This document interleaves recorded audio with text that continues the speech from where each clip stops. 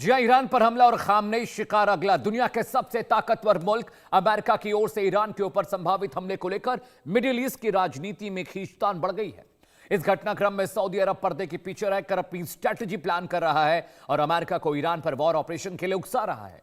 War sources की माने तो वॉशिंगटन डीसी में सऊदी अरब के रक्षा मंत्री प्रिंस खालिद बिन सलमान ने अमेरिकी रक्षा मंत्री पीट हेक्सेट से और साथ ही साथ विदेश मंत्री मार्को रूबियो से व्हाइट हाउस के विशेष राजदूत स्टीव विटकॉफ और ज्वाइंट चीफ ऑफ स्टाफ के साथ एक खुफिया मीटिंग की है।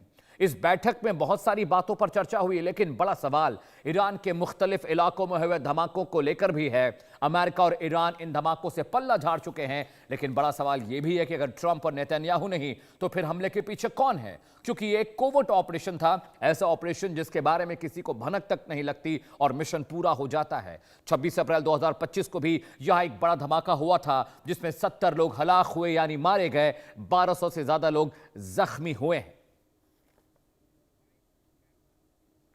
जी हां, तो अब देश के सवाल का वक्त हो चला है कि आखिर ईरान में क्या हो रहा है, ईरान में धमाके के पीछे किसकी साजिश है। देश के सवाल का सवाल नंबर 1 ये है जिस पर हम चर्चा करेंगे। सवाल नंबर 1 पर लगातार चर्चा होनी भी चाहिए। जी हां, सवाल नंबर 2, यूएस इजराइल ने हमला नहीं किया तो धमाके के पीछे तीसरा कौन सा मुल्क है अगर अमेरिका इजराइल नहीं है।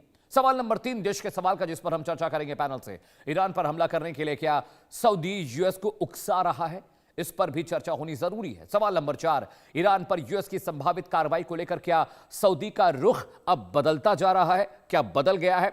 देश के सवाल का सवाल नंबर 5, ईरान की न्यूक्लियर साइट पर हलचल क्या बता रही है, ईरान क्या छिपा रहा है, क्या सच में अमेरिका और इजराइल ने उस पर हमला कर दिया। लेकिन इस बीच बड़ी खबर का रुख करते जी, वॉर ब्रेकिंग आ रही है जिसका रुख करना बहुत जरूरी है। ईरान में हुए धमाके को लेकर सबसे बड़ा खुलासा हम करने जा रहे हैं इंडिया न्यूज पर। जी हां, कोवर्ट ऑपरेशन वजह हो सकता है इस धमाके का। इस वक्त की बड़ी खबर आपको बता दें, ईरान में धमाकों के पीछे कोवर्ट ऑपरेशन वजह हो सकती है। हमारे सोर्सेज ये बता रहे हैं अमेरिका और इजराइल पर हमले का शक जरूर जा रहा है, भले वो देश कह रहे हैं कि उन्होंने हमला नहीं किया।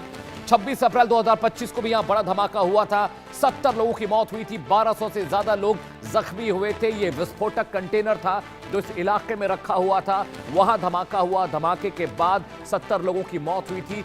बड़ा सवाल यही है कि अगर इजराइल और अमेरिका इस हमले के पीछे नहीं है तो यह हमला किसने कराया, क्यों कराया। लेकिन यह तो तय है कि यह खुफिया कोवर्ट ऑपरेशन था जो सक्सेसफुल रहा। अब अमेरिका ने कराया, इजराइल ने कराया, इसे लेकर चर्चा जरूर हो रही है, लेकिन दोनों ही मुल्कों ने अपना पल्ला झाड़ लिया है। इस बीच ग्राफिक का रुख करते हैं, वॉल ग्राफिक्स पर आपको समझाएंगे वहां पर हालत हाजरा क्या है। ईरान के 7 शहरों में बड़ा धमाका जो हुआ है उसे लेकर जानकारी आपको मैप पर दे रहे हैं। ये देखिए, ये एक मुकम्मल मैप है और यहां पर आपको दिखाई देगा कि कहां कहां धमाका हुआ है, धमाका क्यों जरूरी हुआ और आखिर वहां पर क्या क्रूशियल चीजें हैं जो धमाके को इतना खतरनाक, इतना बड़ा बना देती है। देखिए, ये ईरान का मैप आपको दिखाई दे रहा है। सबसे पहले देखिए, तेहरान वाला इलाका है जहां पर धमाका हुआ है, उसकी तस्वीर आपकी टीवी स्क्रीन पर है। इसके अलावा परन में एक धमाका हुआ है, उसकी तस्वीरें भी हम आपको दिखा रहे हैं। बंदर अब्बास एक और पोर्ट का इलाका है, बिल्कुल किनारे फारस की खाड़ी के पास, वहां पर धमाका हुआ है। इसके अलावा तबरीज एक और इलाका है जहां पर ये धमाका हुआ है, आपको तस्वीरें हम दिखा रहे हैं। इसके अलावा कुल 7 धमाके हुए ईरान के मुख्तलिफ इलाकों में, लेकिन 4 की तस्वीरें हमें मिल पाई हैं।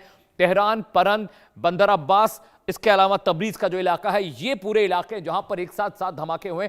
बड़ा सवाल यह है कि एक धमाका होता तो चलिए मान लेते हैं, 7 धमाके हुए हैं, बहुत सारे लोग मारे गए हैं, बहुत सारी इमारतों को नुकसान पहुंचा है और ये सारे क्रूशियल इलाके हैं। कहा जाता है यहां पर ईरान की न्यूक्लियर साइट्स हैं, तो न्यूक्लियर साइट्स पर अगर हमला हुआ है तो कहीं ना कहीं इसके पीछे अमेरिका इजराइल का हाथ ही हो सकता है, क्योंकि तीसरा कोई मुल्क ऐसा है नहीं जो ईरान से खार खाता हो, ईरान के न्यूक्लियर साइट्स पर हमला करना चाहता हो। क्योंकि अमेरिका और इजराइल को यह डर बार बार सताता है। वो ये कहते हैं खुलेआम, वो कहते हैं कि ईरान के पास न्यूक्लियर बम है, वो न्यूक्लियर प्रोग्राम को सीक्रेटली चला रहा है। इसीलिए ये ग्राफिक्स, ये मैप आपके लिए बहुत इंपॉर्टेंट हो जाता है। अमेरिका के हथियारों के बारे में बात करने जा रहा हूं मैं कि अगर ऑपरेशन हुआ तो किस तरह से अमेरिकी हथियार तबाही मचाने वाले हैं। वेपन नंबर 1 आपकी टीवी स्क्रीन पर है।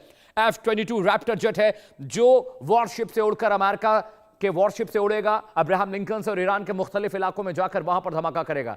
दूसरा वेपन जो आपकी टीवी स्क्रीन पर है, वेपन 2 F-14 टॉमकैट जेट है। यह बहुत स्पीड में अपने टारगेट को वो ढूंढ लेता है और सिग्नलिंग करता है, इंटरसेप्टर है, इससे भी बहुत बड़ा हमला अंजाम दे सकता है अमेरिका ईरान के अंदर। Weapon number 3 F-15 eagle jet light combat aircraft है और इसका शोर इतना कम होता है कि रडार इसको भाप नहीं पाते, पकड़ नहीं पाते। अमेरिका इसका इस्तेमाल भी कर सकता है ईरान के खिलाफ। वेपन नंबर 4 है थार्ड बैलिस्टिक मिसाइलों का एक पूरा सेट है जो एक बार में 25 मिसाइलें दागती हैं एक बैरल की तरह, और ये 25 मिसाइलें सुपरसोनिक क्रूज मिसाइल्स होती हैं। इनको इंटरसेप्ट करना बहुत मुश्किल होता है, ईरान पर इससे भी हमला हो सकता है। वेपन नंबर 5 आपकी स्क्रीन पर है M51 ICM intercontinental ballistic missile. बहुत खतरनाक है, ये वॉर क्रूज से भी भेजी जा सकती है और साथ ही साथ इसको जमीन से हवा में चला भी सकते हैं। वेपन 6 मिनटमैन 3 सीरीज का रॉकेट है, ये एक सुपरसोनिक रॉकेट है, एटॉमिक वेपन्स को कैरी कर सकता है। इसका इस्तेमाल भी अमेरिका ईरान पर कर सकता है अगर ईरान पर हमला अमेरिका करता है तो। अगला वेपन आपको दिखा रहा है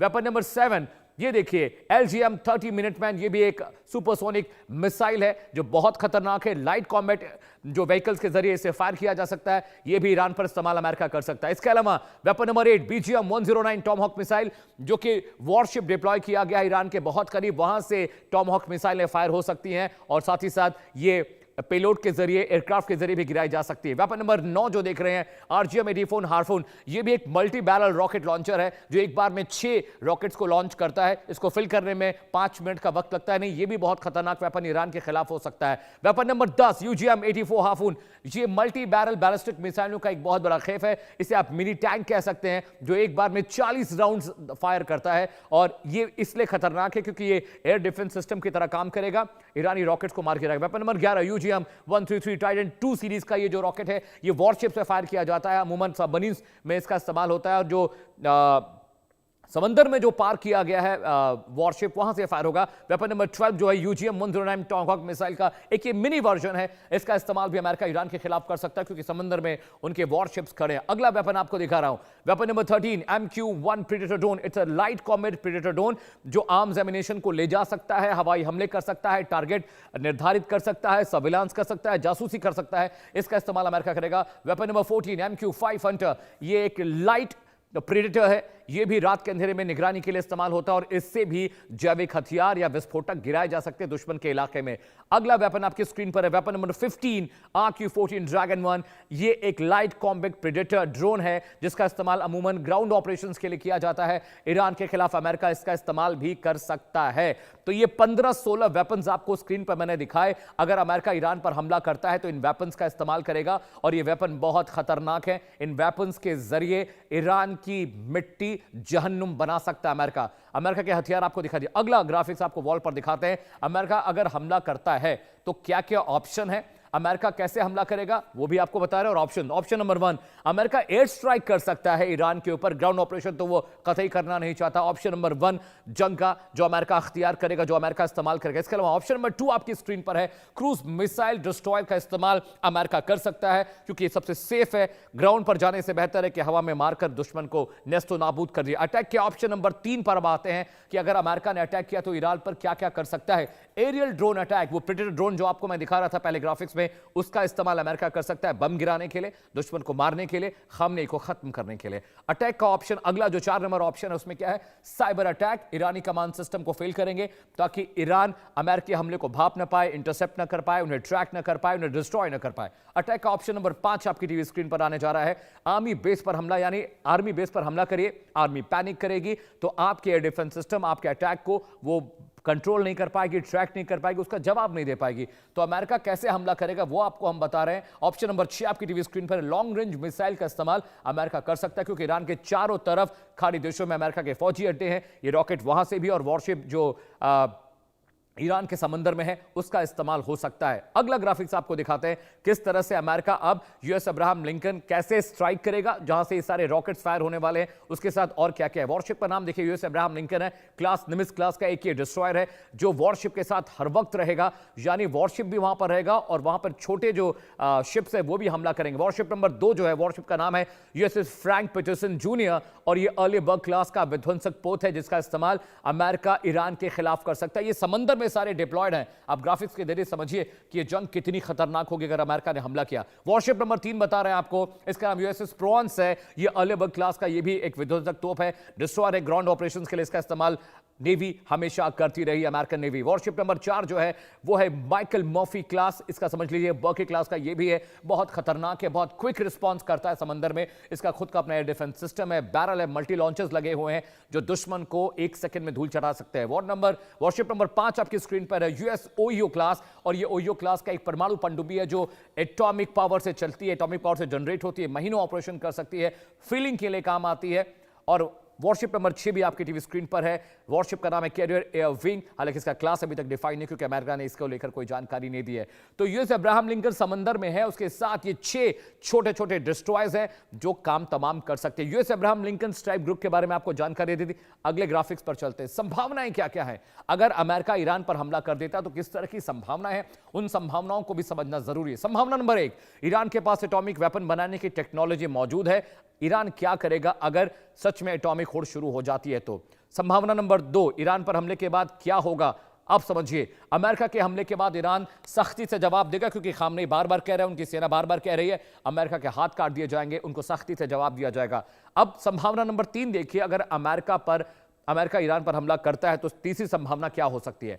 तबाही हुई तो ईरान एटॉमिक वेपन का इस्तेमाल कर सकता है और यही सबसे बड़ा डर है जो अमेरिका इजराइल को सता रहा और इसीलिए उनके न्यूक्लियर साइट्स पर अमेरिका ईरान बार बार इजराइल और अमेरिका बार बार टारगेट कर रहे हैं। संभावना नंबर 4 क्या है, यूरेनियम जो एनरिचमेंट प्रोग्राम है उसे बंद करना चाहता है अमेरिका और ईरान ये नहीं करना चाह रहा है। असल टसल इसी बात को लेकर है, ईरान मान जाता झगड़ा खत्म हो जाता। संभावना नंबर 5 क्या है, बैलिस्टिक मिसाइल के प्रोडक्शन पर भी रोक अमेरिका चाहता है और ईरान इस पे भी तैयार नहीं। वो कह रहा है हम अगर अपनी मिसाइलों को रोक देंगे बनाना तो अमेरिका तो कभी भी हमें घुसकर मार देगा। ये संभावनाएं वॉर की हैं जो मैं आपको बता रहा हूं। संभावना नंबर 6 क्या है, हमास हिजबुल्लाह हूती पर बैन चाहता है अमेरिका और समर्थन बंद हो जाए क्योंकि ईरान इन तमाम रेबल्स को पैसा देता है, राशन देता है, हथियार देता है और अमेरिका यह नहीं चाहता कि यहां पर इनको किसी भी तरह की मदद मिले। अगला ग्राफिक्स आपको दिखाते हैं कि किस तरीके से हम ब्रेकिंग पे जा रहे हैं। आपको अगला वॉर ब्रेकिंग दिखाते हैं, मेरे पैनल प्रोड्यूसर है दीपक, वो आपको दिखाएंगे और वहां पर ये वॉर ब्रेकिंग के बाद हम अपने पैनल का रुख करेंगे। वॉर ब्रेकिंग का रुख करते हैं। जी हां,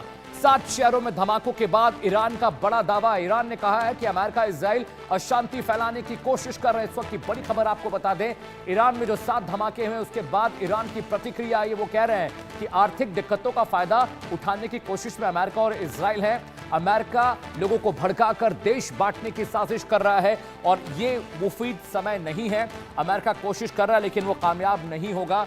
देखिए, 7 धमाकों के बाद ईरान कह रहा है कि हमें शक है कि अमेरिका और इजराइल ने ये हमले किए हैं और वो कह रहे हैं कि आप जिस तरह की कोशिश कर लीजिए, लोग भड़कने वाले नहीं, देश बटेगा नहीं। लेकिन वो बार बार ये भी कह रहे हैं कि अमेरिका इजराइल देश में अशांति फैलाने की कोशिश कर रहे हैं। एक बड़ा पैनल मेरे साथ जुड़ रहा है, उनके जरिए हम चर्चा में शरीक होंगे और समझने की कोशिश करेंगे कि आखिरकार किस तरह से अब ये जो वॉर एस्केलेशन है ये बहुत बड़ा होने जा रहा है।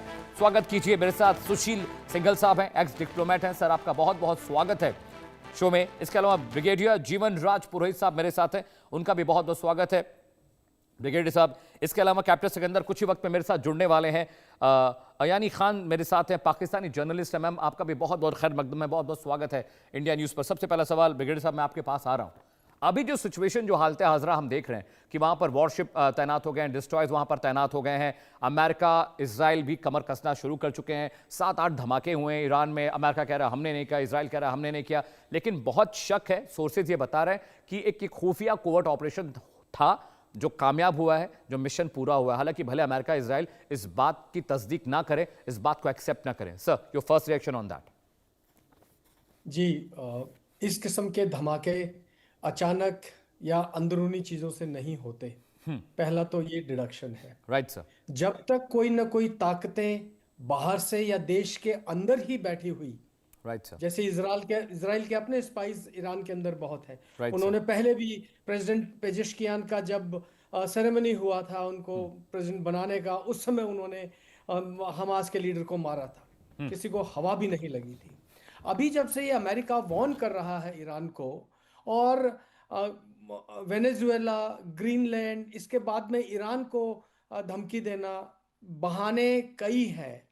ईरान के अपने कारण हैं कि उन्होंने अपना ये टेररिस्ट ऑर्गेनाइजेशन, तीन टेररिस्ट ऑर्गेनाइजेशन फैला रखे हैं, उसकी वजह से अशांति फैलना, अमेरिका का ईरान के खिलाफ जाना, ये सब बातें अब चरम सीमा पर पहुंच रही हैं। और Abraham Lincoln, USS Abraham Lincoln के आने के बाद और जिस तरह से आपने अमेरिका की ताकत ये बताई है, तो ये सब एक एक माहौल बना रहा है। और इस माहौल का पहला कदम है उसके अपने इलाके में इस किस्म के धमाके होना।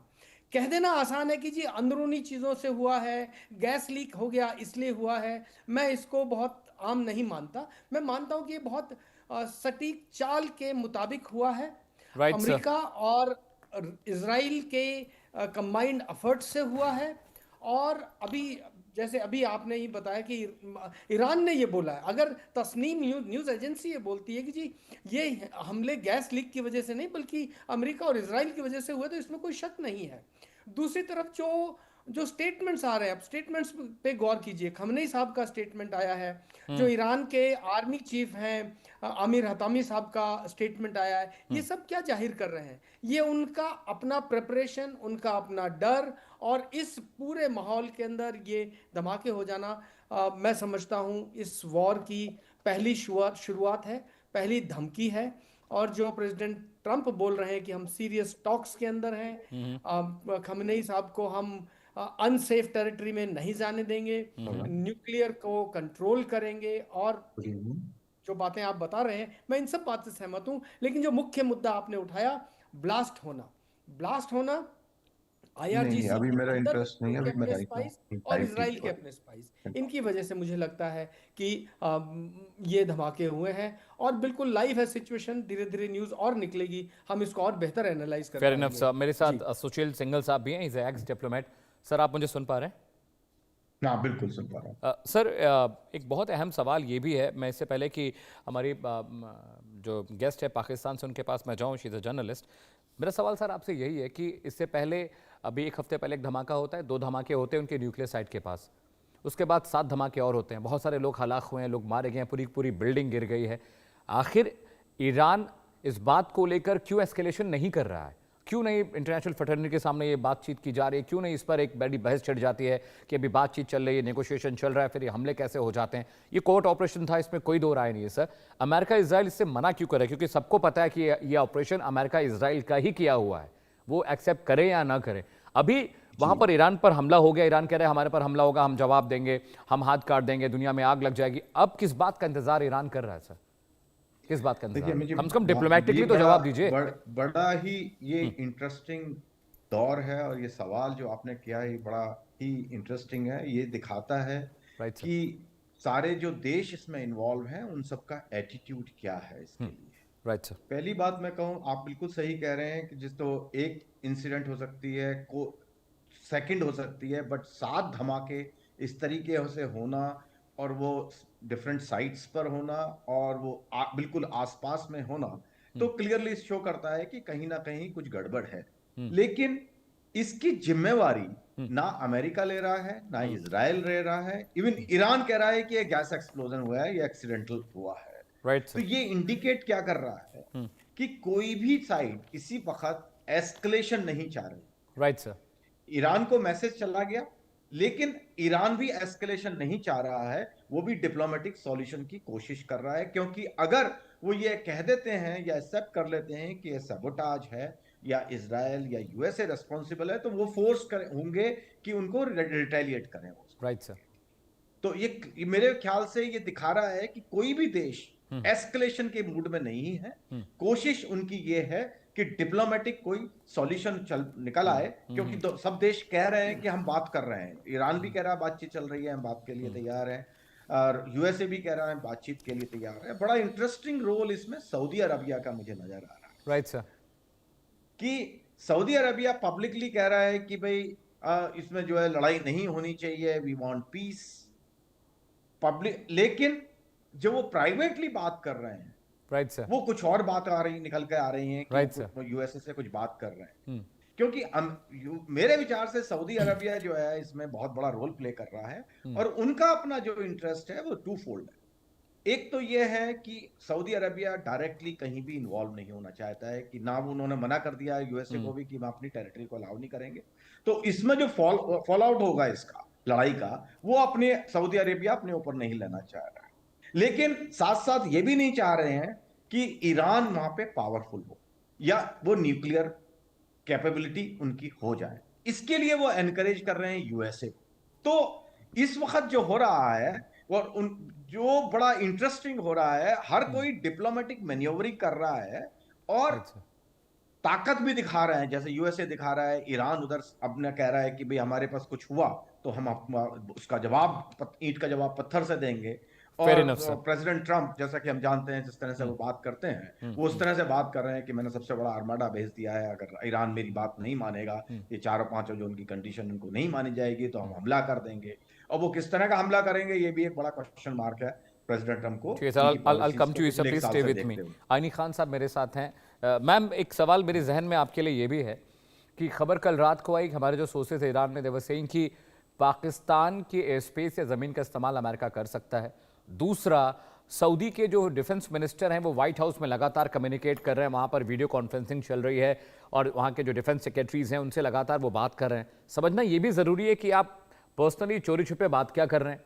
आपके जो सिपह सलार हैं, आपके यहाँ के जो राष्ट्राध्यक्ष है, वो कहते हैं कि हम अपनी ज़मीन, समंदर और हवा नहीं देंगे ईरान पर हमले के, लेकिन आप अमेरिका से लगातार कम्युनिकेशन है, आप बातचीत में मुफ्तला हैं। एक सवाल ये भी है मैम, पाकिस्तान कुछ रिएक्ट क्यों नहीं कर रहा इस पर? Thank you so much sir for having me. आपका फर्स्ट क्वेश्चन जो था कि पाकिस्तान अपने एयर बेस दे सकता है, तो राइट। आपको मैं बता दूं कि कतर के अंदर सबसे बड़ा अमेरिकी एयर बेस जो है वो ऑलरेडी अमेरिका के पास है। जी। तो उसको पाकिस्तान के एयर बेस से जरूरत नहीं है ईरान के लिए। लेकिन अगर फ्यूचर में मांगेगा तो पाकिस्तान की तरफ से, पर्सनल मेरा ये ओपिनियन है या एनालिसिस है, पाकिस्तान कभी भी नहीं देगा, क्योंकि हमारे ईरान के साथ बहुत अच्छे ताल्लुकात हैं। हमारे एक मजहबी भी ताल्लुकात है और एक फिर हम पड़ोसी हैं। तो मुझे नहीं लगता कि पाकिस्तान अपनी सरजमीन इस्तेमाल करने देगा ईरान के खिलाफ, और वो भी अमेरिका को। तो अमेरिका को पास इसराइल का ऑप्शन भी मौजूद है, उसके पास कतर का ऑप्शन मौजूद है, इराक के अंदर ऑलरेडी वो बैठे हुए हैं। तो मैम, मुझे नहीं लगता ये कि तो उसको तैयार नहीं है ना, पाकिस्तान की कतर, हेल्प जॉर्डन, चाहिए। लेबनान, सीरिया, यमन, इन सब के पास अमेरिका के फौजी अड्डे वहां पर हैं, वो तो तैयार नहीं है मैम। और क्या मैम आपको सच में ये लगता है प्रैक्टिकली कि पाकिस्तान मना कर सकता है? आपको लगता है कि अमेरिका को पाकिस्तान किसी भी चीज के लिए मना कर सकता है? आपको लग रहा है इस स्थिति में देखिए, आपका मुल्क है? पाकिस्तान एक खुद मुख्तार मुल्क है। बहुत सारी चीजों में हमने अमेरिका को ना किया। ठीक है, हम अमेरिका के अलाए हैं, हमारे ताल्लुकात अमेरिका के साथ अच्छे हैं, लेकिन पाकिस्तान अपना इंटरेस्ट पहले देखता है।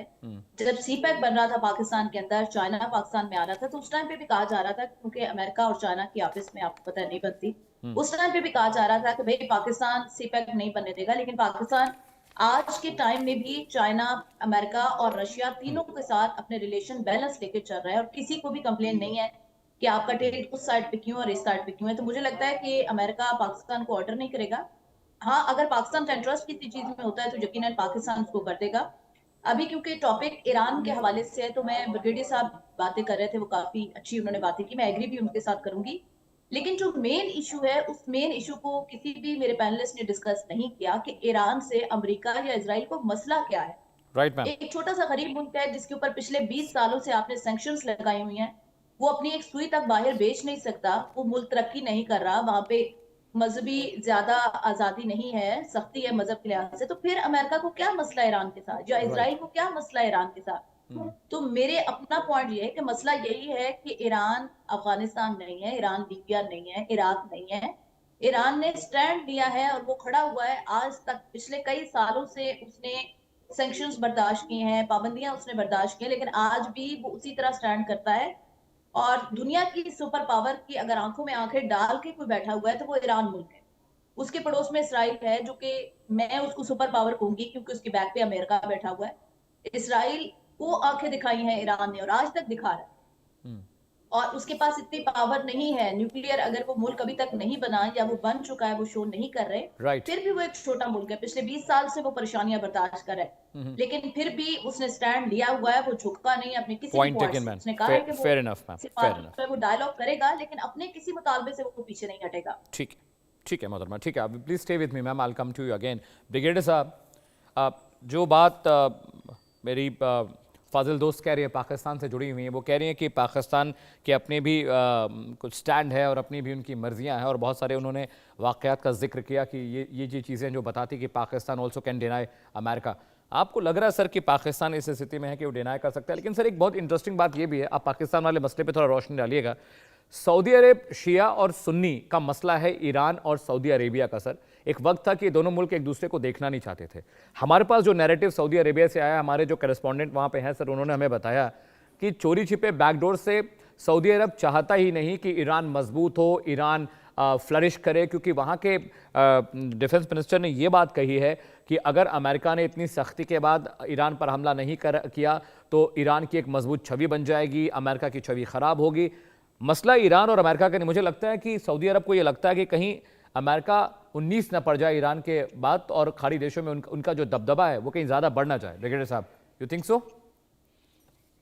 जी, पहली बात तो है कि अमेरिका इतना पावरफुल और डोमिनेटिंग स्टेट है, राइट कि सर, उसको ये चिंता नहीं है कि मेरा स्टेटस क्या होगा।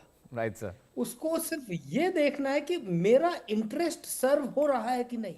राइट सर, अगर मैं दबदबा कायम रख सकूं तो अमेरिका के सारे इंटरेस्ट सर्व हो रहे हैं, और इसमें चाहे उसको वेनेजुएला को मारना पड़े, ईरान को मारना पड़े, भारत के खिलाफ वो 50% टैरिफ ले गया था, तो ये सब उसकी तरतीब है जिसके जरिए वो डोमिनेट करना चाहता है। राइट, जहां तक ईरान की बात है, आप ये देखिए, एक चाणक्य ने, आचार्य चाणक्य ने कहा था षड्गुण्य थ्योरी के अंदर कि एक द्वैधी भाव होता है, बात कुछ एक करना और पीछे कुछ और एक्शन करना। तो अगर आप इस पूरे मसले को समझे तो सिर्फ ईरान और अमेरिका की बात नहीं है, तुर्की बीच में शामिल है। तुर्की ने अभी बयान दिया है, हालांकि तुर्की नाटो का मेंबर है, लेकिन उसने कहा है कि किसी और बाहरी ताकत का ईरान में हस्तक्षेप मंजूर नहीं है। सऊदी अरेबिया और ईरान और अमेरिका की जो बातचीत आप बोल रहे हैं, बैकडोर डिप्लोमेसी की बात आप बोल रहे हैं, ये बिल्कुल सही है। तो इतनी पेचीदा सिचुएशन के अंदर क्या अमेरिका तुरंत हमला करेगा या वेट करेगा, या एक हमला उसने ये धमाके करके दिखा दिया है, अभी थोड़ा वक्फा देगा, बातचीत करेगा। IRGC को रिमेंबर, उसने ऑलरेडी टेररिस्ट ऑर्गेनाइजेशन घोषित कर दिया है। इस सब के बाद में जो आपका मुद्दा है कि जी पाकिस्तान की एयर स्पेस इस्तेमाल करेगा कि नहीं, राइट सर, मैं इस बात से सहमत हूं कि उसके पास और बहुत सारी एयर स्पेस अवेलेबल हैं।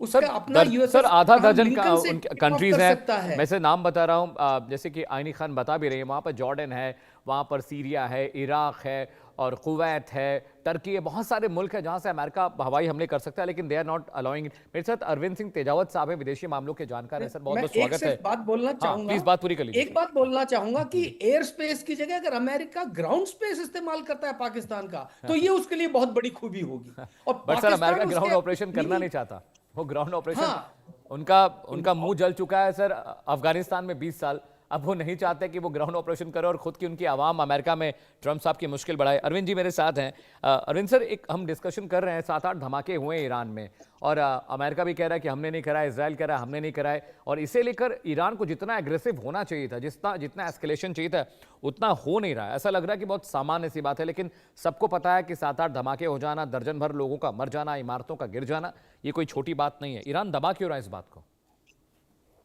अरविंद सिंह जी। देखिए अमित साहब, देखिए ईरान नहीं चाहता है अमेरिका से किसी भी तरह की लड़ाई करना। इसका कारण साफ है, ईरान अकेला है, दुनिया की कोई भी ताकत उसके साथ नहीं है। इवन कि चीन या रूस, जो कि उसके परमाणु कार्यक्रम को मदद कर रहे हैं, उसके मिसाइल कार्यक्रम को मदद कर रहे हैं, वो तक उसके साथ नहीं है। अमेरिका से कोई उलझना नहीं चाहता है, क्योंकि अगर अभी चीन उलझता है तो इसका सीधा सा परिणाम होगा अमेरिका के साथ उसका बिजनेस खोना, और दुनिया का सबसे बड़ा जो कंज्यूमर्स हैं, जो जहाँ कंजप्शन होता है, वो अमेरिका ही है, चीन कभी नहीं करेगा। और रूस अपने ही मसलों में उलझा हुआ है, तो वो तो बिल्कुल भी नहीं करेगा।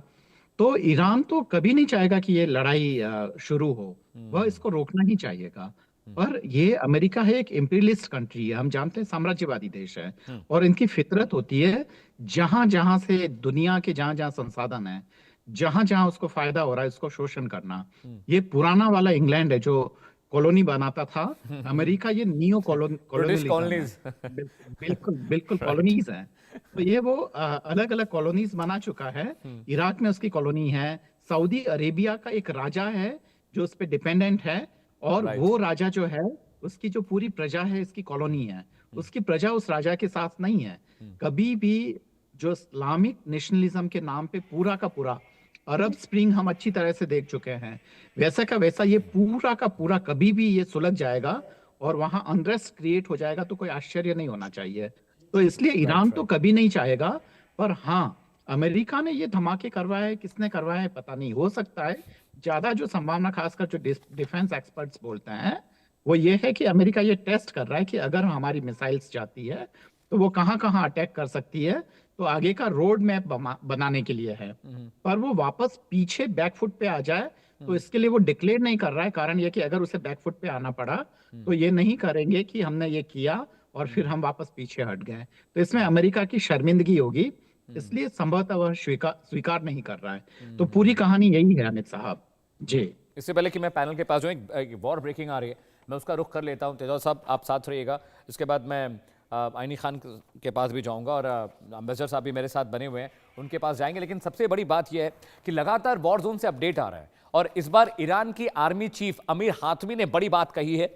उन्होंने धमकाया है अमेरिका को। जी हां, वॉर ब्रेकिंग आपको दिखाने जा रहे हैं। उन्होंने धमकी दी, उन्होंने कहा है कि ईरान के आर्मी चीफ ने कहा है कि यूएस इजराइल पर बड़े हमले की तैयारी हम कर चुके हैं। उन्होंने चेतावनी जारी की है। जी हां, तस्वीरें भी आपको हम दिखाएंगे। यूएस इजराइल पर बड़े हमले की चेतावनी जारी कर दी है ईरान ने, और लग रहा है कि ईरान बहुत खफा इन हमलों से। अमेरिकी सेनाओं से लड़ने के लिए ईरानी फौज, आर्मी बिल्कुल तैयार है। ईरान की सेना रॉकेट ब्रिगेड हमले के लिए हर वक्त रेडी है। तो देखिए, अभी हम लोग बात कर रहे हैं कि ईरान नहीं चाहता कि एस्केलेशन हो, लेकिन जो बयान वहां से आ रहे हैं, वहां के आर्मी चीफ जो है वो कह रहे हैं कि भाई हम तो जंग के लिए बिल्कुल तैयार हैं। अमीर हातमी उनका नाम है, आर्मी चीफ है, और वो कह रहे हैं कि हमारी सेनाएं तैयार है, हमारी रॉकेट ब्रिगेड तैयार है। उन्होंने चेतावनी जारी की है कि भाई हम पीछे हटने वाले नहीं हैं। अगर अमेरिका ने नहीं रोका अपना हमला या इस तरह के एक्शंस, तो हम उनका माकूल जवाब देंगे, वक्त रहते जवाब देंगे। सुशील सर, मैं आपके पास आ रहा हूँ। जैसे कि तेजावत साहब कह रहे थे, कभी कभी क्या होता है कि जब दो पक्षों में लड़ाई होती है तो उस लड़ाई के दौरान हम धमकाते हैं, आंखें तरेड़ते हैं, हाथ दिखाते हैं और कभी कभी हथियार भी तानते हैं, लेकिन असल में वो जंग होती नहीं है। क्या ईरान अमेरिका सिर्फ चमका रहे हैं एक दूसरे को, और सच में जो तेजावत साहब कह रहे हैं कि ईरान अकेला मुल्क है, कोई उसके साथ खड़ा होने वाला नहीं है। अमेरिका जैसा ताकतवर मुल्क जो स्ट्रैटेजिकली बहुत ताकतवर है, डिफेंस के तौर पर बहुत ताकतवर है, डिप्लोमेटिकली बहुत ताकतवर है, सच में ईरान उससे पंगा नहीं लेना चाहता है? क्या सिर्फ एक वर्बल फाइट चल रही है जो महीने 2 महीने, हफ्ते 2 हफ्ते में शायद खत्म हो जाए? सुशील सर, देखिए, बात यह है कि आप जो कह रहे हैं, ये बात कही जा रही है बिल्कुल सही है कि कोशिश ये है कि ये डिप्लोमेटिकली सॉल्व हो जाए, सारी साइड ये चाह रही है। राइट। लेकिन जिस तरह से बिल्डअप हो रहा है, उसमें किसी भी छोटी सी चिंगारी जो है उसको, कि एक मिस स्टेप, उससे आपकी लड़ाई हो सकती है। एक मैं पाकिस्तान के भी बारे में जो बात हो रही थी उसके बारे में जरा कहना चाहूंगा कि अगर याद हो आपको, जब अफगानिस्तान और पाकिस्तान के बीच में लड़ाई चल रही थी जी। तो वहां पे उनका एग्रीमेंट नहीं हो पाया था, क्योंकि उसमें उनका जो एक सीक्रेट एग्रीमेंट है अपेरेंटली, कि पाकिस्तान की जो सरजमी है वो अमेरिका यूज कर सकता है दूसरे देशों के लिए। उनका सीक्रेट एग्रीमेंट है कोई इस तरह का, जो कहने में वहां पर आया, जिसकी वजह से अफगानिस्तान का वो जो है, उनकी जो डिमांड थी कि उनकी पाकिस्तान की टेरिटरी यूज ना करे कोई तीसरा देश, Right, वो sir. उसकी डिमांड को उन्होंने उसको एक्सेप्ट नहीं किया। तो just I want to give a clarification.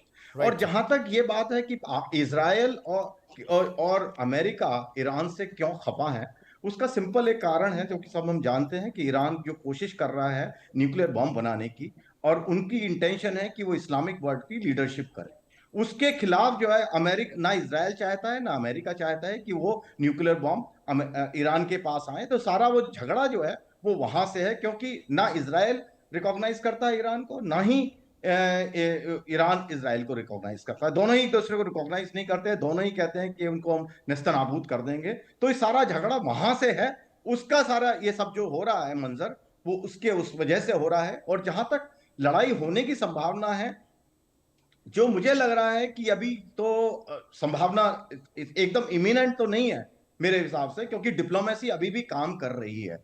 और लेकिन कोई भी मिस स्टेप कहीं भी हो सकता है किसी से, और उससे फिर वो लड़ाई का उसका कोई रोक नहीं पाएगा मेरे विचार से। ठीक है। अब आइनी खान भी मेरे साथ हैं।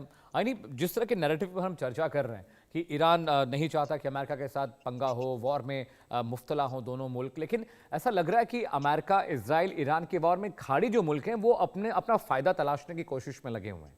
ऐसा आपको नहीं लग रहा है कि सऊदी अरेबिया अपने फ़ायदे के ताक में बैठा हुआ है, क्योंकि ये क्रूड का मसला है, ये बिजनेस का मसला है? शिया सुन्नी ये एक रियलिटी है कि दोनों जो मुल्क हैं वो एक फिरके के बेस पे चल रहे हैं। सऊदी अगर सुन्नी की तरफ चल रहा है तो ईरान बहुत सख्त किस्म का शिया उसका स्टांस होता है। अच्छी चीज तो शुरू से सऊदी अरब और ईरान की आपस में कभी नहीं बनी, राइट मैम। लेकिन बात यह है कि इतने बड़े लेवल पे जब लड़ाई हो जाएगी तो क्या उस वक्त में खुलकर सऊदी अरब सामने आएगा? क्योंकि अभी तो ढकी छुपी तरीके से दोनों मुल्क एक दूसरे के अंदर प्रॉक्सी वॉर्स करती रहती हैं वक्त के साथ साथ, लेकिन क्या खुल के सऊदी अरब सामने आएगा? तो मुझे नहीं लगता कि सऊदी अरब सामने आए, क्योंकि शिया कम्युनिटी सऊदी अरब के अंदर भी है, पाकिस्तान के अंदर भी, या बाकी दुनिया में जहां जहां शिया कम्युनिटी है तो एक इनके अंदर इत्तेहाद है। जैसे कि आयतुल्लाह खमनाई है तो वो जहां जहां पे दुनिया में शिया रहते हैं वो उनके रहबर हैं, वो उनको अपना सुप्रीम कमांडर मानते हैं शिया कम्युनिटी। तो मुझे नहीं लगता कि सऊदी अरब खुलकर इसमें सामने आएगा। सपोर्ट जरूर कर सकता है क्योंकि उसके अमेरिका के साथ रिलेशंस अच्छे हैं। खुल के सामने आने वाली हो सकता है आ भी जाए, क्योंकि सऊदी के ऊपर कोई भरोसा नहीं कर सकता कि वो MBS जब से आए हैं वो किस साइड पे जा रहे हैं, उनके ताल्लुकात किन किन मुल्कों के साथ रहे हैं, जो कि सऊदीया का या खास तौर पे, क्योंकि मैं यहाँ पे मजहब को नहीं लाना चाह रही, लेकिन क्योंकि मुसलमानों की एक मुकद्दस जगह है सऊदी अरब के अंदर, तो उस जगह के होते हुए जिस तरह उन्होंने सिफारती ताल्लुकात बनाए हैं इसराइल के साथ या बाकी मुल्कों के साथ, वहां पे बाकायदा तौर पे मंदिर बनाए जा रहे हैं सऊदी अरब के अंदर, तो जिस तरह के स्टैंड MBS ले रहा है तो उससे कुछ भी तवक्को की जा सकती है कि वो आगे भी जाके हो सकता है वो अमेरिका का साथ दे ईरान के खिलाफ। ठीक है, बेहतर है। तेजावत साहब, मैं आपके पास आ रहा हूँ। अभी जिस तरह की सिचुएशन है, क्योंकि अमेरिका ने इतना भारी भरकम प्रबंध कर रखा है, आपके डिस्ट्रॉयज वहाँ पर पहुँचे हैं, वॉरशिप वहाँ पर पहुँचे हैं, F-22 रैप्टर जेट्स दुनिया भर के डिप्लॉयमेंट हो चुके हैं, और जो उनका B-2 बॉम्बर है वो भी कहा जा रहा है कि सीक्रेटली डिप्लॉयड है ईरान पर हमला करने के लिए। और अभी जो वहाँ से जो लिटरेचर ईरान से आ रहा है, जो लिटरेचर हम अमेरिका से देख रहे हैं, जो हम पढ़ रहे हैं, व्हाइट हाउस का जो कम्युनिकेशन बार बार आ रहा है, ऐसा पता नहीं क्यों लग रहा है सर कि ईरान पर हमला ज़रूर होगा, और ये टेस्ट फायर था, जो 7-8 धमाके हुए, ये टेस्ट फायर एक तरह का था, और मुझे लगता है कि अमेरिका जरूर अटैक करेगा ईरान पर। हाँ अमित साहब, बिल्कुल आप सही कंक्लूजन पर पहुंचे हैं, क्योंकि जितने भी अमेरिकन रिसर्च पेपर्स देख रहे हैं डिफेंस से रिलेटेड, तो वो सारे के सारे ये कह रहे हैं कि अगर अभी नहीं तो कभी नहीं, कभी नहीं, क्योंकि इसके बाद में जो ईरान है वो एक न्यूक्लियर पावर हो जाएगा, उसको थोड़ा सा समय और चाहिए, जो रिफाइंड जो उनको चाहिए जिस तरीके से बॉम्ब बनाने, यूरेनियम जो है, हाँ, uranium, right you are right, तो वो करने के लिए वो जिस करीब पर पहुंचे उसके लिए उनको 6 महीने का और वक्त चाहिए। राइट, तो अगर यह वक्त चला जाता है तो अमेरिका, फिर वो ईरान है उत्तर कोरिया हो जाएगा। उसके बाद में अमेरिका नहीं है इस हालत में कि वह कुछ कर सके। और सऊदी अरेबिया या पाकिस्तान, ये जितने भी जो इस्लामिक मुल्क हैं, इनमें खास बात यह है कि सऊदी अरेबिया भी 2 सऊदी अरेबिया है, पाकिस्तान भी 2 पाकिस्तान है। जैसे कि पाकिस्तान की आधी अवाम हिंदुस्तान को प्यार करती है, पर वहां के हुक्मरान हैं वो इन चीजों को नहीं समझ रहे, क्योंकि वो एलिट क्लास है और उनको सारा ही पैसा मिलता है। वैसा की वैसे हालत जो है वो सऊदी अरेबिया की है कि वहां के जो जितने भी ये जो राजा लोग हैं वो सारे ही संसाधन पे कब्जा करके, जैसे कि अंग्रेजों के समय भारत में होता था, राइट, कि वो उनके पपेट होते थे, तो सऊदी अरेबिया में भी लगभग वैसी ही हालत है। तो ऐसे में अभी ईरान, नहीं तो आप देखिए ना, ईरान का कोई लेना देना नहीं, इजराइल से उसकी सीमाएं नहीं मिलती है, अमेरिका से भी कोई लेना देना नहीं है, पर फिर भी आज ये दोनों मुल्क क्लैशेस में फंसे हुए हैं। इसका कारण यह है कि जो इस्लामिक अवाम है उसके लिए ईरान ने आवाज उठाई, उसने अमेरिका के खिलाफ, जो अमेरिका वहां पे कर रहा है उस पूरे रीजन में, वेस्ट एशिया में, उसके खिलाफ आवाज उठाई, और यही कारण है कि उसको ये सब नतीजा भुगतना पड़ रहा है। तो देखते हैं कि होता क्या है। पर जो अमेरिकन डिप्लोमेट्स हैं उनके मन में एक चीज ये तय है कि अगर अभी नहीं तो ईरान को फिर आगे कभी भी नहीं झुकाया जा सकता है। और अमित साहब, ये बिल्कुल सच बात है जी। ठीक है ब्रिगेडियर साहब, चलिए थोड़ा सा हाइपोथेटिकल सवाल आपसे मैं करता हूँ, भले आपको लगता है कि अभी थोड़ा वक्त ज़रूर है जंग में दोनों मुल्कों के बीच। ये जो टेस्ट फायर हुए हैं, 7-8 जो धमाके हुए हैं, और मुझे इस बात का इम्कान है, इस बात का अंदाज़ा मुझे एकदम बहुत फौरी तौर पे हो रहा है कल रात से, जब से हम इसको ट्रैक करें इस खबर को। मुझे लगता है आने वाला जो एक हफ्ता है ईरान के लिए बहुत मुश्किल वाला होने वाला है, क्योंकि डिप्लोमेटिक प्रेशर भी रहेगा, हमले भी होंगे, ऑपरेशन भी चलेगा, और न्यूक्लियर साइट, अभी मैं एक मैप स्टडी कर रहा था सर, तो जितने भी एक्सपेक्टेड इलाके हैं ईरान के, तेहरान के, अफसान के, जहां पर उनको लगता है कि न्यूक्लियर फैसिलिटीज हो सकती है, अमेरिका उनको ऑलरेडी टारगेट कर कर बैठा हुआ है, वो सिर्फ सही वक्त का इंतजार कर रहा है। और खबर तो ये भी आई है कि सऊदी अरेबिया के ग्रीन सिग्नल के बाद हमला होगा। तो ये ग्रीन सिग्नल किस तरह का है, सऊदी अरेबिया की भूमिका इतनी क्यों खुफिया लग रही है, क्यों इतना डाइसी सा मामला लग रहा है कि एक दोस्त दूसरे दोस्त को ही मरवाने के चक्कर में पड़ा हुआ है। चलिए, शिया और सुन्नी की लड़ाई है, जैसे कि हमारी जो मेहमान है पाकिस्तान से वो बता रही हैं, लेकिन फिर भी मानवता थोड़ी सी, ह्यूमैनिटी तो थोड़ी सी होनी चाहिए सर। जी, मैं कुछ हद तक आपकी बात से सहमत हूं, लेकिन पूरी तरह से नहीं। मैं कारण बताता हूं। जब 12 दिन का युद्ध हुआ था और अमेरिका ने ईरान के न्यूक्लियर साइट्स पर अटैक किया था, और प्रेसिडेंट ट्रंप ने बहुत मोटे मोटे शब्दों में कहा था, जी बर्बाद कर दिया, डिस्ट्रॉय कर दिया हमने। 25 जून 2025 सर, जून 25 की 2025 बात कर रहा हूँ, जुलाई अगस्त 25 में, जब ये 12 दिन का युद्ध हुआ था, इजराइल ने अटैक किया, अमेरिका ने पूरी ताकत झोंक दी, B-52s लगा दिए और उन्होंने ऐलान किया ये सब कुछ मार दिया। उसके तुरंत बाद खबर आई कि जी उनके जो न्यूक्लियर वेपन्स और उनके एसेट्स थे वो तो कुछ समय पहले ही निकल के चले गए थे। और ईरान के जो नीचे सिटी बसी हुई है जहां पर उनके एसेट्स रखे हुए हैं सेफ, वो आज भी वहां मौजूद है। Right sir. इजराइल और अमेरिका के जो स्पाइज है वो आज भी ईरान में मौजूद हैं। तो ऐसा नहीं है कि उनको नहीं मालूम कि कब और कहां बर्बाद किया जा सकता है, लेकिन क्या ये सही वक्त है? क्या अगले 7 दिन क्रूशल है? इसको अभी कहा नहीं जा सकता। It will be too early to actually make deduction. Right. अभी देखने वाली बात यह है कि डॉलर किधर जा रहा है। देखने वाली बात है कि स्ट्रेट ऑफ हॉर्मुज के अंदर जो आपने बताया हातमी साहब है, IRGC है, इनकी नेवल एक्सरसाइज होने वाली है 5 दिन की। 25% तेल यहाँ का स्ट्रेट ऑफ हॉर्मुज से निकलता है। Exactly. पूरा का पूरा तेल का व्यापार इस इलाके के अंदर है। सऊदी अरेबिया, कतर, तुर्की, ये सब मिलकर के नाटो जैसा एक संगठन बनाने की बात कर रहे हैं। ऐसे हालात के अंदर क्या अमेरिका ये रिस्क लेगा कि खमनेई को मारते या ईरान को बर्बाद करने की बात करे? दबाव चाहे जितना बना ले, डिप्लोमेटिक प्रेशर बना ले, जैसा सिंघल साहब बोल रहे थे कि it is a diplomatic war. We have to understand, मंत्र युद्ध चल रहा है। इस मंत्र युद्ध कब प्रकाश युद्ध में प्रकट होगा, इसमें बहुत वक्त लगेगा। इसमें गूढ़ और कूट युद्ध शामिल है। और इस पूरे झमेले के अंदर जो मैं समझता हूं कि ट्रंप अपनी ताकत को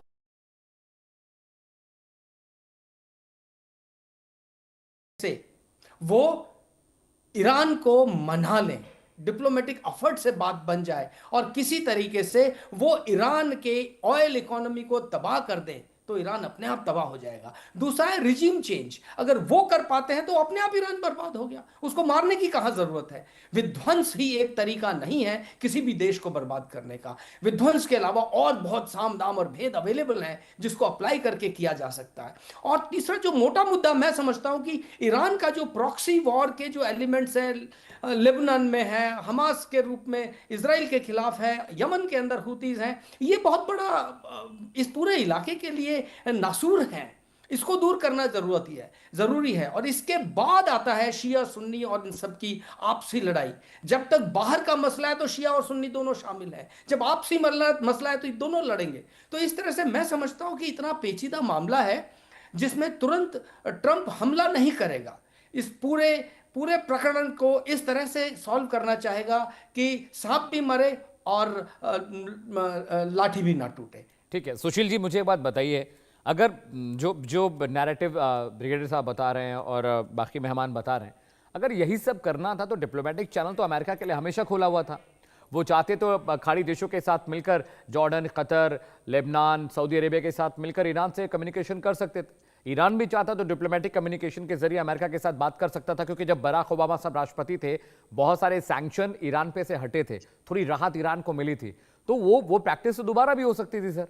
फिर इतना वॉरशिप डिप्लॉय करना, दुनिया भर के नैरेटिव बनाना, हजारों करोड़ों अरबों डॉलर का तेल फूंक देना, साउथ चाइना सी से आपका वॉरशिप फारस की खाड़ी में जा रहा है, आपके डिस्ट्रॉयर्स वहां पर जा रहे हैं, आपका जॉर्ज डब्ल्यू बुश नाम का एक और वॉरशिप है जो पनडुब्बी आप वहां पर डिप्लॉय कर चुके हैं, एक वॉरशिप और भेज रहे हैं। तो इतना हो हल्ला, इतना क्यों क्रिएट करना यूफोरिया वहां पर? अगर बातचीत से चीजें हो रही थी और ईरान इतना समझदार मुल्क है, तो मुझे नहीं लगता कि अमेरिका के पास डिप्लोमेटिक कम्युनिकेशन की कमी है या उनके पास मीडिएटर्स नहीं है बात करने के लिए। ये आप इसमें एक फैक्टर भूल रहे हैं, वे प्रेसिडेंट ट्रंप है। अगर आपको याद हो कि पहली टर्म में उन्होंने ही जो एग्रीमेंट था, जॉइंट एग्रीमेंट था, न्यूक्लियर एग्रीमेंट, उसको जो खत्म किया था प्रेसिडेंट ट्रंप ने ही किया था। अच्छा भला चल रहा था सब कुछ, जी। लेकिन उन्होंने आगे कहा कि नहीं, हमारे साथ तो बड़ी नाइंसाफी हुई है, और सब किया धरा प्रेसिडेंट ट्रंप का ये। और प्रेसिडेंट ट्रंप जो है डिप्लोमेसी बाद में लाते हैं, पहले ताकत दिखाते हैं, क्योंकि हर एक को पहले वो डराना चाहते हैं। उनकी जो तरीका है वो काम करने का, वो ये है कि पहले पूरी जो है जो ब्रिंक तक ले आओ चीज को, और उसके बाद में जो है फिर बातचीत करो, चाहे वो टैरिफ की डिप्लोमेसी हो उनकी, या ये इस तरह की वार डिप्लोमेसी हो, लेकिन ब्रिंक पर आकर के रुक जाते हैं उनके, क्योंकि उनका जो बेस है, हम जब एक तो पहली बात तो नवंबर में इलेक्शन है, और प्रेसिडेंट ट्रंप को अपना ताकत भी दिखानी है, और उसके पर्पज उनके सर्व हो रहे हैं या नहीं, ये उसका उनका मतलब नहीं है। वेरी अनफॉर्चुनेट उनके साथ में, जैसा कि अभी बात कर रहे थे ब्रिगेडियर साहब, कि जून जुलाई में उन्होंने एक बीएम बॉम्बर भेजे वहां से, इतना समय लगा करके एक उन्होंने अटैक किया और कह दिया कि हमने सब कुछ डिस्ट्रॉय कर दिया है, जबकि सबको मालूम था उस वक्त भी कि भाई कुछ नहीं हुआ है। और ये फिर ये भी मालूम था कि ये 6-8 महीने के बाद फिर ये सिचुएशन आएगी, लेकिन प्रेसिडेंट ट्रंप है, तो उनको ये आदत है मेरे ख्याल से, तो इसलिए हमें ये वेरी अनफॉर्चुनेट सिचुएशन देखनी पड़ रही है। और इस सब में दूसरे देश जो हैं और आसपास के जो देश हैं वो उसका फायदा उठा पा रहे हैं, और प्रेसिडेंट ट्रंप को वो इन्फ्लुएंस कर पा रहे हैं। तो इसलिए ये जो हो रहा है, ये एक ही आदमी है इसके लिए रेस्पॉन्सिबल, प्रेसिडेंट ट्रंप, जो कि जो है दुनिया में इस वक्त सबसे ताकतवर देश का राष्ट्रपति हैं। तो उनकी ये पॉलिसी है, उसके तहत ये सब हो, तो इसका और कोई जवाब ही नहीं है मेरे पास। ठीक ठीक है सर, मैं आइनी खान के पास जा रहा हूँ। आइनी, मैं ये चाह रहा था आपसे पूछना कि जैसे कि सऊदी अरेबिया, कतर और बाकी जो मुल्क हैं खाड़ी के, वो लगातार रिएक्ट कर रहे हैं अमेरिका के एक्शंस को लेकर और डिप्लोमेटिक कम्युनिकेशन हो रहा है। मैं अभी तक इंतजार कर रहा हूँ कि पाकिस्तान के हुक्मरान या वहाँ के फील्ड मार्शल साहब एक बार कह देते, एक्स पे ही कह देते कि अमेरिका को ये नहीं करना चाहिए, हर देश की अपनी सोवेनिटी, संप्रभुता होती है, ईरान को थोड़ा वक्त दे दीजिए, बातचीत के जरिए चीज़ें ठीक कर लीजिए। एक बयान तो पाकिस्तान की तरफ से एक्सपेक्ट मैं कर रहा था, नहीं आया मैम।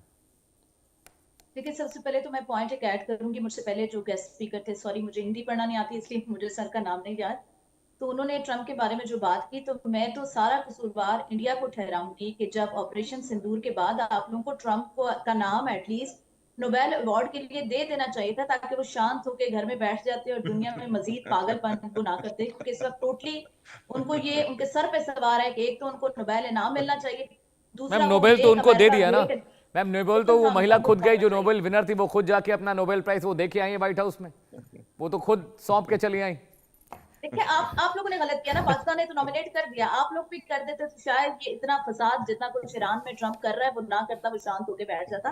आपका जहां तक क्वेश्चन है कि पाकिस्तान का मौका, पाकिस्तान पिछले साल 2 दफा ईरान के प्रेसिडेंट को होस्ट कर चुका है पाकिस्तान में। अभी कुछ अर्सा पहले मसूद पज़ेश्कियान पाकिस्तान में आए थे, और जितनी जो पिछले 12 दिन की वॉर रही है पाकिस्तान का, जो उसके अंदर रोल रहा है, और मेरा ये पॉइंट नहीं है, लेकिन ईरानी कुछ जर्नलिस्ट जिनसे मेरी बात हुई तो उन्होंने कहा है कि पाकिस्तान ने बहुत हद तक ईरान को सपोर्ट किया है वो 12 दिन की वॉर के अंदर।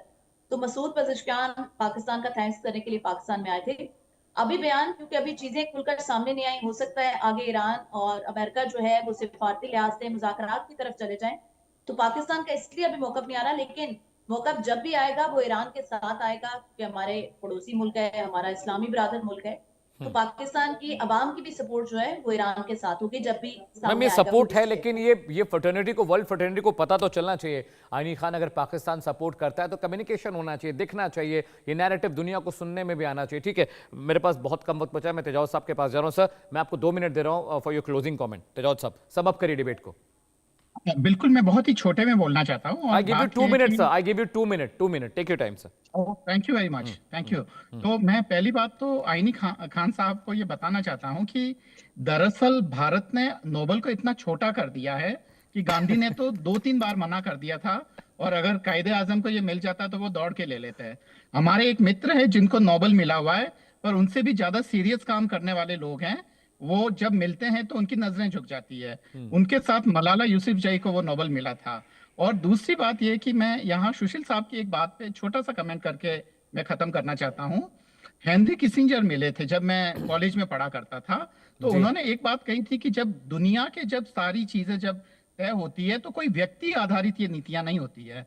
और अभी भी ट्रंप साहब जो अकेले वो ट्रंप नहीं है, क्योंकि अगर ये 90s का डिकेड होता तो ट्रंप साहब इतना ताकतवर तरीके से वो नहीं कर पाते और उनको झुकना पड़ता। तो ये दरअसल ये पूरे के पूरे देशों की नीतियां होती है और उसके पीछे वो ताकतवर लॉबीज होती है जो ये नीतियां बनाती है। तो इन्हीं सब चीजों के फलक में मुझे लगता है अमित साहब की हमें चीजें देखनी चाहिए।